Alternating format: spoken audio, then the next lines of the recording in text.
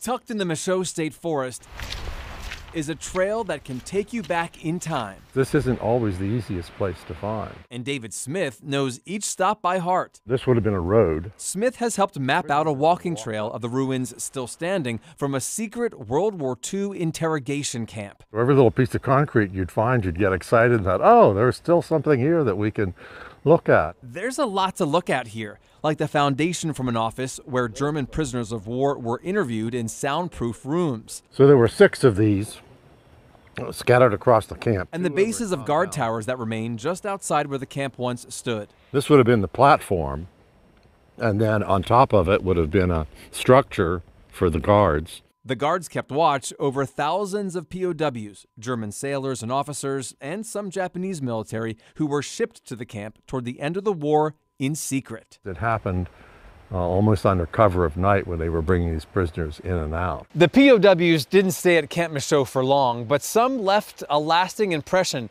That includes a Lieutenant Momberg. He carved into the stone, "Prisoner of War." Momberg was an engineer, and it's believed that he helped build this bridge that leads up to the camp after the war ended.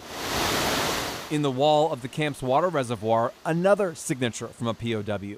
It says PW equals 22545, which would be the European way of writing a date.